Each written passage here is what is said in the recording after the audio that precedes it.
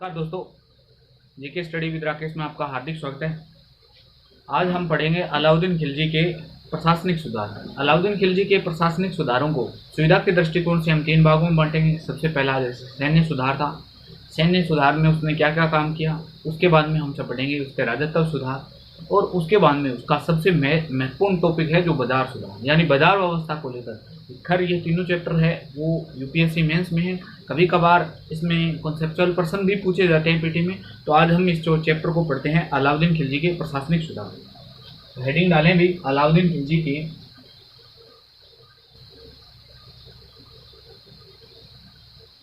के प्रशासनिक सुधार।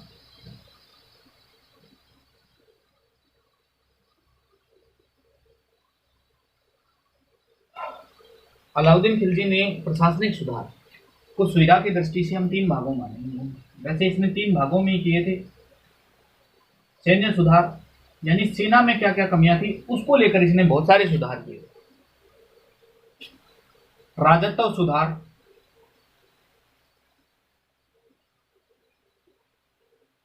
और तीसरी थी बाजार व्यवस्था। बाजार व्यवस्था एक एक को उठाएंगे और एक एक को पढ़ेंगे। यूपीएससी की दृष्टिकोण से यह वीडियो लेक्चर बहुत महत्वपूर्ण है और मेंस में से लगातार इसमें से सवाल पूछे जा रहे हैं। पीटी में भी इसमें बहुत, यानी इसमें कॉन्सेप्ट इतने हैं कि पीटी में भी लगातार इसमें सवालों की संख्या बन रही है। तो आप वीडियो को अच्छे से पूरा वॉच करेंगे।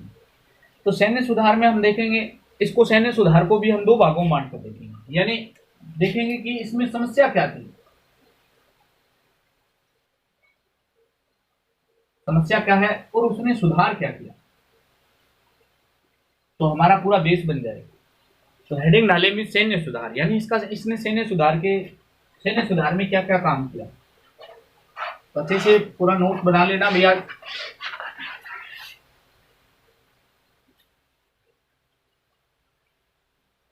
सैन्य सुधार,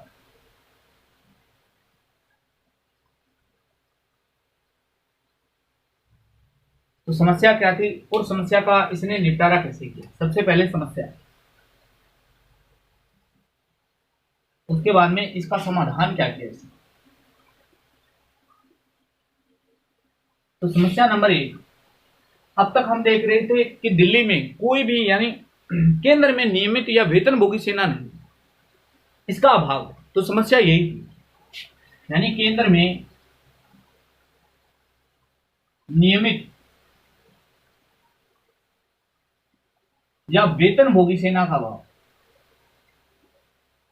वेतनभोगी सेना का अभाव।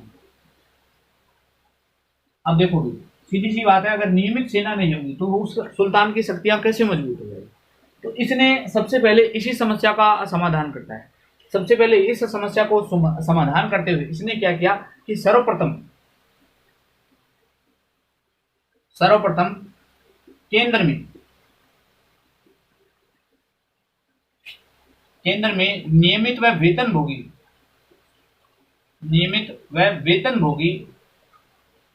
सेना का गठन किया।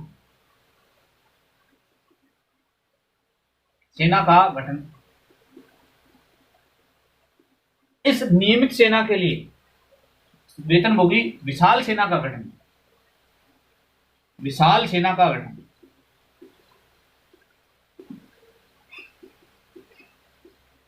फरिश्ता के अनुसार इसके पास में 4.5 लाख सैनिक थे। यानी ये फरिश्ता के अनुसार, अब अलग अलग राइटर है, अलग अलग मानते हैं। आप फरिश्ता के अनुसार बताया, मैंने फरिश्ता के अनुसार इसके पास में 4.5 लाख सैनिक थे।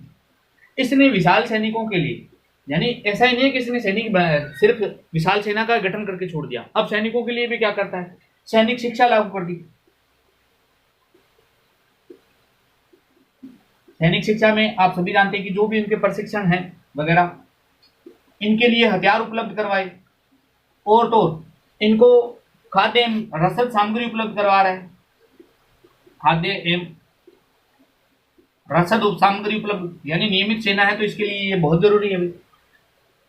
इनको प्रशिक्षण दिया जाता था नियमित,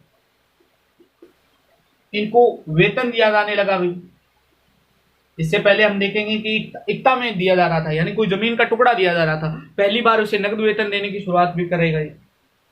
और तो इनको अस्त्र शस्त्र प्रदान की, यानी इनकी सुरक्षा के लिए बहुत सारे अस्त्र शस्त्र प्रदान कर रहा है। अस्त्र शस्त्रों में पढ़े देखें तो मजनिक है, कर मजनिक, चरक, एक और रास्ता है जिसका नाम है करदस, ये प्रदान कर रहे हैं। यानी सर्वप्रथम आपसे सीधा सवाल पूछा जा सकता है कि सर्वप्रथम दिल्ली सल्तनत में केंद्र में नियमित व वेतनभोगी सेना का गठन करने वाले सुल्तान का नाम बताएं। तो कौन हो जाएगा भाई? अलाउद्दीन खिलजी। इसकी जो सेना थी वो मंगोल, यानी ये विशाल सेना है, ये मंगोल सैन्य वर्गीकरण पर आधारित थी। मंगोल सैन्य वर्गीकरण पर आधारित। आप सभी जानते हैं कि मंगोलों की जो सेना थी, सैन्य वर्गीकरण था, वह इस समय में चरम सीमा पे था, इसलिए मंगोलों की सेना को सबसे ज्यादा सेफ माना जाता है। अब मंगोलों की सेना अपने आप में 3 भागों में बटी होती थी। एक 100 की टुकड़ी में बटी होती, एक 1000 की टुकड़ी में बटी होती हुई, एक 10,000 की टुकड़ी। इस 10,000 की टुकड़ी को नाम दिया जाता था तुमन, और इसकी चर्चा कौन करता है? तो अमीर खुसरो उल्लेख भी करता है। अमीर खुसरो इसका उल्लेख करता है। और तो सेना पर, यानी सेना के अंदर में घटित हो जा रही है, इस पर पूरा का पूरा नियंत्रण किसका है? भी सुल्तान का है। यानी किसी अधिकारी का अगर स्थानांतरण करना है तो वह सुल्तान करेगा, किसी को पदोन्नति देनी है तो वह उसका तो वो कार्य भी कौन करेगा? सुल्तान करेगा। किसी का कोई सैन्य अधिकारी के संबंध में कोई निर्णय लेना है तो वो भी अधिकार किसका होगा? सुल्तान का होगा। तो ये पहली समस्या थी, इसका सलटारा किया जाता है, यानी इस समस्या का समाधान किया जाता है। समस्या क्या थी? तो केंद्र में नियमित एवं वेतनभोगी सेना का अभाव था, और इस अभाव को दूर करते हुए इसने विशाल सेना गठित की थी, और यह सेना मंगोल सैन्य वर्गीकरण पर आधारित थी। आपसे प्रश्न पूछे कि सर्वप्रथम दिल्ली सल्तनत में केंद्र में वेतन एवं नियमित सेना का गठन करने वाले सुल्तान का नाम बताएं, तो सुल्तान कौन हो जाएगा? अलाउद्दीन। अब देखते हैं दूसरी समस्या क्या थी।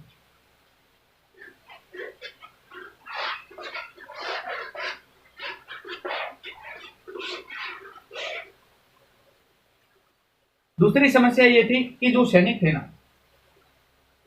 यानी सैनिकों को वेतन है, सैनिकों को वेतन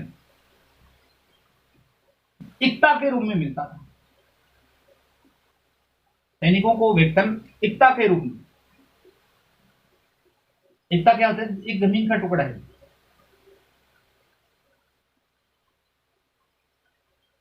में मिलता है भाई। तो ये समस्या थी।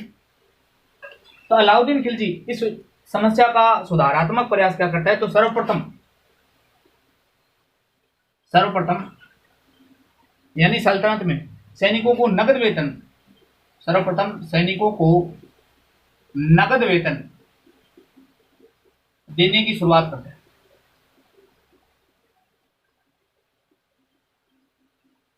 ये लाइन कम से कम 10वीं बार आ चुकी है। सर्वप्रथम दिल्ली सल्तनत में सबसे पहली बार नगद वेतन देने की शुरुआत किसने की थी? तो अलाउद्दीन खिलजी ने की थी। अब इसने सैनिकों को वेतन इस प्रकार दिया, एक अस्पा, यानी एक घोड़े वाला सैनिक, एक अस्पा का मतलब है एक घोड़े वाला सैनिक, उसकी सैलरी कितनी थी? उसकी सैलरी थी 234 टंका, और ये 234 टंका वार्षिक थी। तो इसकी मंथली सैलरी कितनी हो जाएगी? मंथली सैलरी हो जाएगी 19.5 टका। ये पर मंथ हो जाएगी, पर मंथ। यानी एक अस्पे वाले सैनिक की सैलरी कितनी है? 234 टका देने लगा अभी। 2 अस्पा यानी 2 घोड़े वाला सैनिक, अस्पा का मतलब एक घोड़े वाला सैनिक, और 2 अस्पा का मतलब 2 घोड़े वाला सैनिक। तो इसे 234 तो मिलते ही मिलते थे, प्लस इसे 78 टंका और दिया जा रहा था। तो कुल कितना हो जाएगा? 234 और 78 हो जाएगा 312 टंका इसको दिया जा रहा है।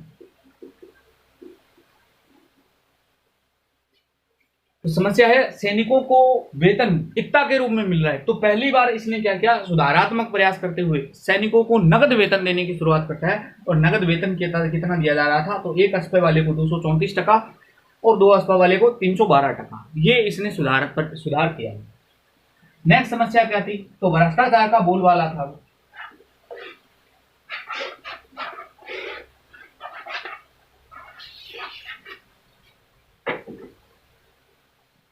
नेक्स्ट समस्या है भ्रष्टाचार का बोलबाला। भ्रष्टाचार का बोलबाला। अब भ्रष्टाचार का बोलबाला किस, एक तो सैनिकों को लेकर था, एक घोड़ों को लेकर था। सैनिकों को लेकर क्या था? मान लीजिए कि मेरे पास में कोई एकता है, मैं उस एकता का एकतादार हूं, मेरे पास में इतने सैनिक, यानी युद्ध में जरूरत पड़ती है, तो मैं एक योग्य सैनिक था। लेकिन जैसे युद्ध में जरूरत पड़ी तो मैंने अपनी जगह किसी और सैनिक को भेज दिया जो कमजोर था, और युद्ध में हार जाते हैं। ये हार का प्रमुख कारण रहता है। तो इस प्रकार भ्रष्टाचार था। और तो और घोड़े, यानी मान लीजिए मैं एक अस्पा किसी सैनिक के पास में दो अस्पा था, यानी 2 घोड़े थे। एक घोड़ा बीमार पड़ गया तो उसकी जगह कोई अन्य कमजोर घोड़ा ले जाया जाता है। तो भी आप सभी जानते हैं घोड़े का महत्व क्या होता है सेना में। तो ये भ्रष्टाचार का बोलबाला था। तो इसने इस भ्रष्टाचार का निपटारा करने के लिए सबसे पहले मोस्ट लगाओ भी हुलिया प्रथा की शुरुआत कर देता है। हुलिया प्रथा की शुरुआत, जो वर्तमान में सेनाओं में लगता है वही हुलिया प्रथा, यानी सैनिक की लंबाई चौड़ाई, सैनिक की लंबाई चौड़ाई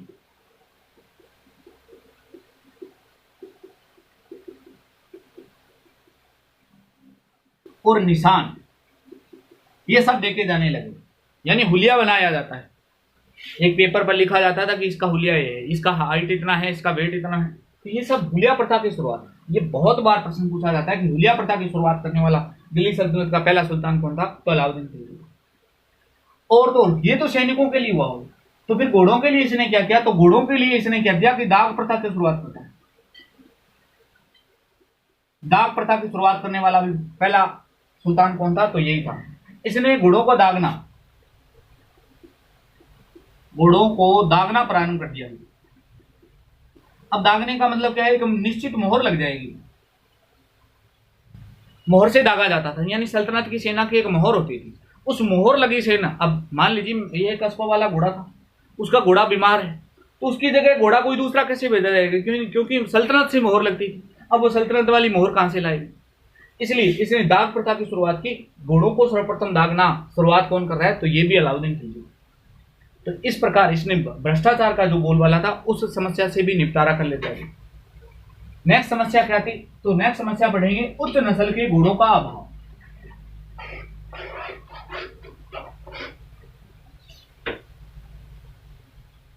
नेक्स्ट है समस्या उच्च नस्ल के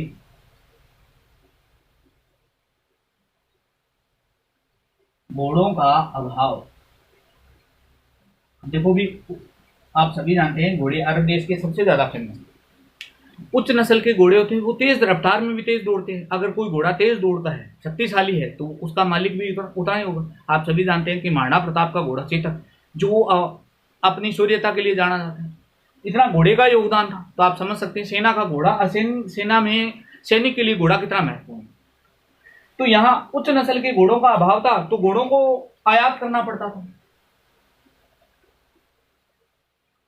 अब घोड़े आयात करेंगे भाई, प्रत्येक सैनिक के लिए करेंगे तो खर्चा बहुत आ जाएगा। इसलिए इसने इस समस्या का सलटारा करते हुए क्या करता है? तो इसने एक नया विभाग बना दिया था, पायगाय विभाग की स्थापना।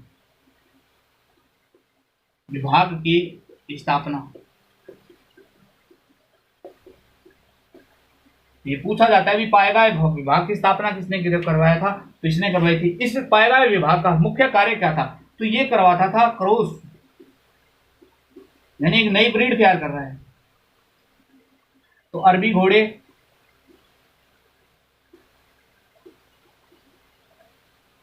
और भारतीय घोड़ों,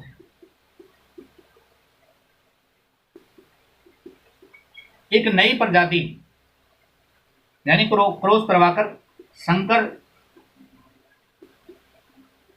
घोड़े की प्रजाति तैयार की थी विश्व, यानी अरबी घोड़ा इतना तो नहीं खरीद सकते, लेकिन इसने अरबी घोड़े खरीदे और भारतीय नस्ल के घोड़ों से क्रॉस करवाया जाता है और नए घोड़े की नस्ल तैयार कर दी। तो उसमें भी ये गुण आ जाएंगे। आप सभी जानते हैं कि माता पिता के जीन्स बच्चों पर प्रभावी रहते हैं। तो उच्च नस्ल के घोड़ों का अभाव था, तो इसने घोड़ों की समस्या को दूर करने के लिए एक विभाग की स्थापना करता है। उस विभाग का नाम क्या था? तो पाइगाय विभाग था। और पाइगाय विभाग का मुख्य कार्य क्या था? तो उच्च नस्ल के घोड़ों की नई प्रजाति तैयार करना था। तो ये मैंने आपको। नेक्स्ट और क्या समस्या थी? तो नेक्स्ट समस्या ये थी कि खुम्स थाना,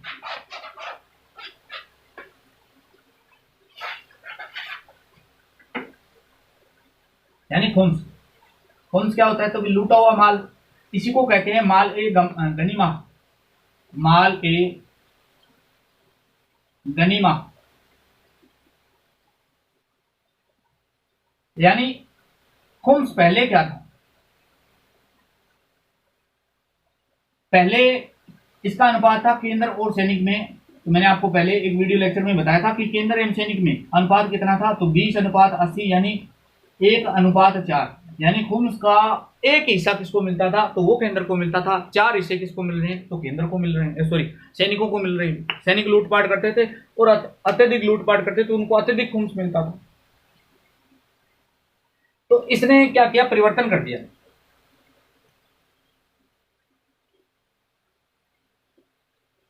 और इसने परिवर्तन करते हुए खुम्स को इस प्रकार बांट दिया, केंद्र और सैनिक। केंद्र में कर देता है 80 और सैनिक के लिए कर देता है 20, यानी 4:1 कर देता है। ये प्रश्न बहुत बार प्रश्न पूछा हुआ है। यानी खुम्स में परिवर्तन सबसे पहली बार किसने किया था? तो अलाउद्दीन खिलजी ने किया था। कितना परिवर्तन कर दिया था? तो 4:1 कर दिया था। अब इसका तर्क क्या था? यानी इसने, अब देखो भी, इतना खुम्स कम कर दिया जाए तो सेना में आप सभी जानते हैं विद्रोह हो जाएगा। अब इसने विद्रोह की प्रवृत्ति को शांत कैसे किया? तो शांत यूं किया भी कि एक तो इसने सेना को लगातार गतिमान बनाए रखा। अब सेना लगातार गतिमान बनाई होती तो अत्यधिक खुम्स मिल रहा था। दूसरी ओर इसने ये तर्क दिया कि अब मैंने तो वेतन देना स्टार्ट कर दिया कि वेतनभोगी सेना है, तो अब खुम्स आपको क्यों दिया जाए? केंद्र के पास में अत्यधिक खुम्स आना चाहिए, आपको तो वेतन मिल रहा है। तो इस समस्या का भी समाधान कर देता है। यानी खुम्स या माल ए गनीमा, तो पहले कितना था? तो 20:80, यानी केंद्र 20 रखता था, 80 सैनिक रखता था, यानी 1:4। इसमें परिवर्तन करता है और परिवर्तन करके ये इसने क्या कर दिया कि केंद्र और सैनिक के अनुपात में यानी 4:1 कर देता है। और तर्क ये देता है कि अब तो वर्तमान में वेतनभोगी सेना है, इसलिए अत्यधिक खुम्स प्राप्त करने का अधिकार सिर्फ और सिर्फ केंद्र को है, क्योंकि केंद्र आपको सेना दे रहा है, सॉरी वेतन दे रहा है, नगद वेतन। पहले नगद वेतन नहीं मिलता था, इसलिए खुम्स ज्यादा था। अब वर्तमान में नगद वेतन दिया जा रहा है। तो इस समस्या का भी समाधान कर लिया जाता है अलाउद्दीन खिलजी के द्वारा। और क्या समस्या थी? तो कम वेतन देने पर, यानी कम वेतन देने पर असंतोष। सेना में कम वेतन मिल रहा था तो इसलिए सेना में असंतोष था। अब देखो किसी सैनिक को अच्छा वेतन नहीं मिल रहा है तो वह मूलभूत सामग्री खरीदेगा कैसे? यानी इनकी समस्या क्या थी? तो वो मूलभूत सामग्री नहीं खरीद पा रहे थे। मूलभूत सामग्री नहीं खरीद पा रहे। अब मान लीजिए कि एक सैनिक है, इसके परिवार में 3 सदस्य हैं और ये चला जाता है सेना में। इसके पास में इतना पैसा नहीं है कि वह अपने घर की जरूरतों को पूरा करे। अब ये देखो सेना से तो बाहर आ नहीं सकता, यानी सेना के पद पर रहते हुए यह बाहरी कार्य नहीं कर सकता, और इसके पास में इतना पैसा भी नहीं है कि मूलभूत आवश्यकताओं की पूर्ति करे। तो यह समस्या बहुत बड़ी उभर कर आई। तो इसने इस समस्या का भी समाधान कैसे करता है? इस समस्या का समाधान करते हुए इसने ये किया, ये लेकर आया बाजार व्यवस्था। बाजार व्यवस्था जिसे आप वर्तमान में इस नाम से जानते हैं, कैंटीन व्यवस्था। स्टार लगाओ भी, ये प्रश्न खूब पूछा जाता है। वर्तमान में जो सेना में कैंटीन होती है ना, यानी कम दाम पर, यानी सैनिकों के हित के लिए ये करता है, सैनिकों के हित के लिए इसने बाजार व्यवस्था लाई। बाजार व्यवस्था से तात्पर्य क्या है कि कम दाम पर दाम पर वही वस्तु मिल जाती है जो उसकी मूलभूत जरूरत थी। यानी अगर मान लीजिए आप कोई सोप खरीदना चाहते हैं तो बाजार में वही सोप क्या मिल रही है 20 रुपए की, लेकिन कैंटीन में सैनिकों को 3 या 4 रुपए मिल रही है। तो ये सैनिकों के लिए है, सैनिकों के लिए फायदेमंद था, यानी कम दाम पर वस्तुएं मिलने लगी। तो ये कैंटीन व्यवस्था लाने का श्रेय, यानी आज से कोई पूछे कैंटीन व्यवस्था लाने का श्रेय किसको है, तो दिल्ली सल्तनत में अलाउद्दीन खिलजी को था। तो ये था हमारा सैन्य सुधार, यानी सेना को लेकर क्या क्या समस्याएं थी और उसकी समस्या का समाधान अलाउद्दीन खिलजी ने किस प्रकार किया। तो ये हमारा पूरा वीडियो लेक्चर रहा। अभी नेक्स्ट वीडियो लेक्चर में हम देखेंगे अलाउद्दीन खिलजी का राजत्व सिद्धांत। तब तक बने रहिए। वीडियो कैसा लगा लाइक शेयर कमेंट करके जरूर बता देना दोस्तों। मिलते हैं नेक्स्ट वीडियो में। धन्यवाद।